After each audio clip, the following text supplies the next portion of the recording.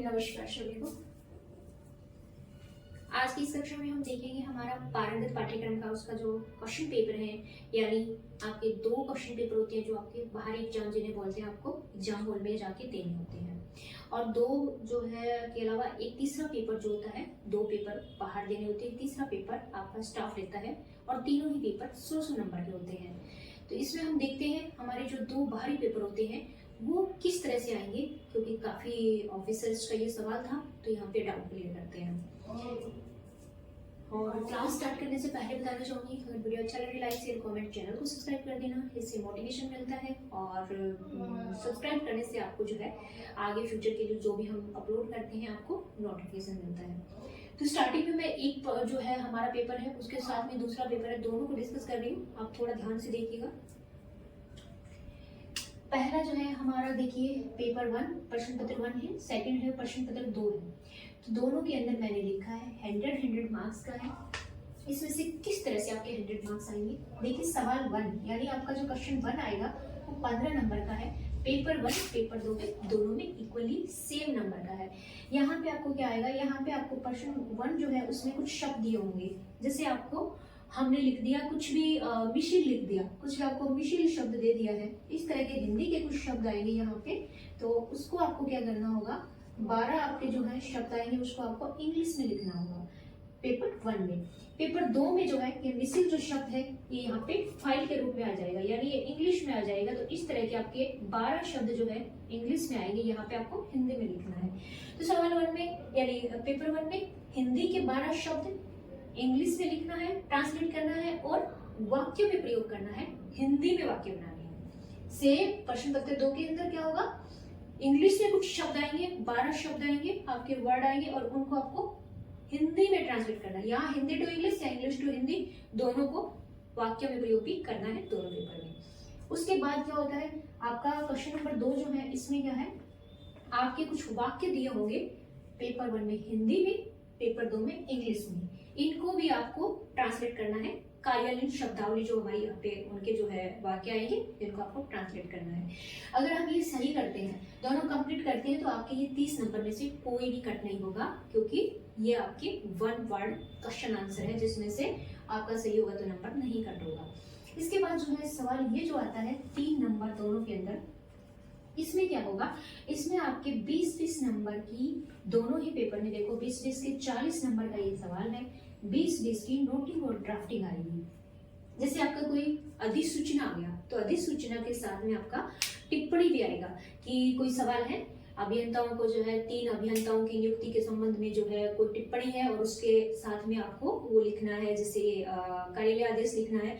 तो इस तरह से इसमें क्या है, टिप्पणी प्लस कार्यालय आदेश, तो ये 10 नंबर की टिप्पणी होगी, 10 का आपका कार्यालय आदेश या कार्यालय ज्ञापन या अधिसूचना जो भी होगा। तो इसी तरह से ये दोनों होंगे, एक टिप्पणी और एक आपका जो है उसमें आपका पत्र छुपा होगा, है ना, कार्यालय पत्र या पत्र। तो ये 20-20 के 40 नंबर के दोनों पेपर में, इसमें अलग सवाल आएगा, इसमें अलग आएगा, पैटर्न सेम रहेगा। सवाल नंबर 4 क्या है, ये टिप्पणी से संबंधित होता है, या तो आपके 10 नंबर की टिप्पणी आएगी या आपके 10 नंबर का आदेश है, कार्यालय आदेश है, अधिसूचना है, इस टाइप का कोई आएगा। इसमें दोनों थे एक में, इसमें सिंगल होगा और सेम ही इसमें है 10-10 नंबर के, 20-20 नंबर के। तो इसमें छोटा छोटा कट करके सिंगल लिखना होगा, टिप्पणी या कोई भी कार्यालयीन पत्राचार का एक रूप, 10 का ये 10 का ये, और सेम इसमें। और जो सवाल 5 नंबर जो है दोनों में, इसमें भी 5 है, क्वेश्चन 5 है ये। तो ये 5 जो है मैं बोर्ड को जो है टच नहीं कर सकती क्योंकि ये गिरेगा, जुगाड़ टाइप से इसको मैंने लगाया है। तो मान लो ये 5 है, तो 5 के अंदर क्या है, इसमें पहले के अंदर ये डिफरेंट आएगा दोनों में। इसमें आपको कुछ वाक्य दिए होंगे, 10 वाक्य दिए होंगे, जिसमें से जैसे है जैसे कोई सवाल मैं बोल रही हूँ कि इस केस पर लीगल प्रोसेस शुरू हुई जाए, ये सवाल है, ये एक लाइन है। तो इसको आप जो केस है, केस शब्द है ना, CASE और लीगल है, इंग्लिश का है, तो ये इस तरह के अंडरलाइन किए हुए आएंगे, इंग्लिश के शब्द अंडरलाइन होंगे और वाक्य दिया होगा, आपको लिखा जाएगा हिंदी में पर्याय बताते हुए इन्हें पूरा कीजिए। तो आपको ये लाइन हिंदी में लिखनी है, जैसे इस प्रकरण पर कानूनी प्रक्रिया प्रोसेस होती है ना, तो प्रोसेस को प्रक्रिया बना देंगे। तो इस प्रकरण पर कानूनी प्रक्रिया शुरू की जाए। इस तरह से आपको वाक्य को चेंज करके ही बनाना है, इंग्लिश वाले शब्दों को हिंदी में लिखना है। तो ये भी आपके जो है 10 नंबर क्या होते हैं, आप इसमें से 8 आराम से ले सकते हैं। और ये जो सवाल जो है 5 नंबर सेकंड पेपर में, इसमें आपको एक ऐसे लिखना होगा, ऐसे मीन जिसे हम निबंध कहते हैं या फिर जिसे हम प्रस्ताव कहते थे 10वीं 8वीं क्लास में, तो उस तरह का आपका कोई आएगा। कोई राजभाषा, एक राजभाषा के बारे में हमेशा कोई ना कोई आता है, बाकी 2-3 आपके करंट के इश्यू जो विषय चल रहे होते हैं उनके बारे में होते हैं। जैसे राजभाषा हिंदी का क्या महत्व है, राजभाषा हिंदी का जो है वर्तमान में क्या स्थिति है, इस तरह के कुछ हिंदी से संबंधित भी एक हमेशा दिया होता है। तो ये आ गया आपका 10 नंबर का। बताना चाहूंगी, इसमें लिखा होता है कि 15 वाक्य लिखिए, तो बजाय आप पैराग्राफ के इसमें 15 वाक्य लिखिए तो ज्यादा वैलिड होगा, आपको उचित जो है मार्क्स दिए जाएंगे।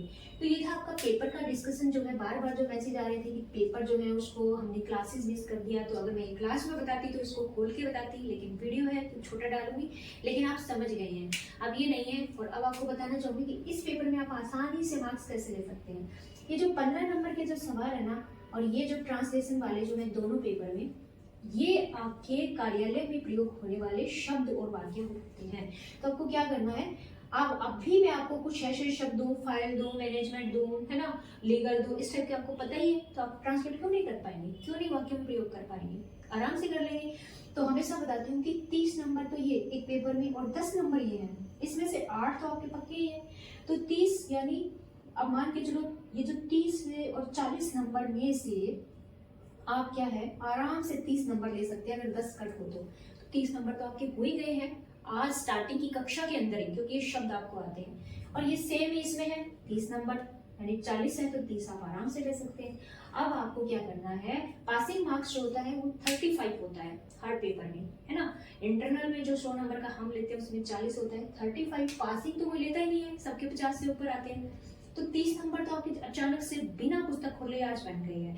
अभी आपको क्या करना है, अभी आपको 60 नंबर जो है ये नोटिंग ड्राफ्टिंग जो है ये करना है। क्या आप इस 60 में से आप 40 भी नहीं ले सकते, जो आप क्लासेस ले रहे हो 2-3 महीने से, तो 40 तो भाई आराम से ले सकते हैं जिसने क्लासेस अटेंड किया है। तो 40 प्लस में 30 कितना हो गया, आपके 70 मार्क्स जो होते हैं आराम से आप जो है 70 नंबर अचीव कर सकते हैं बिना कोई ज्यादा टेंशन लिए और ज्यादा एफर्ट्स किए हुए। एफर्ट्स इन द वे की क्लासेस अटेंड करनी है बस आपको। 70 दोनों पेपर में होंगे भाई, फर्स्ट डिवीजन तो बन ही गए। तो इसीलिए जो है घबराने की जरूरत नहीं है। ये पारंगत का प्रश्न पत्र है, बता दूंगी फिर से जो है आपको रिपीट कर रही हूँ क्योंकि अलग अलग कोर्सेज के अलग अलग होते हैं। तो आशा करती हूँ कि आपका डाउट क्लियर हो गया होगा। जो क्लासेस में नहीं आए उनके लिए भी बेनिफिशियल हो गया कि पेपर का पैटर्न उनको पता होना बहुत जरूरी है। वीडियो अच्छा लगे लाइक शेयर कमेंट, चैनल को सब्सक्राइब कर देना।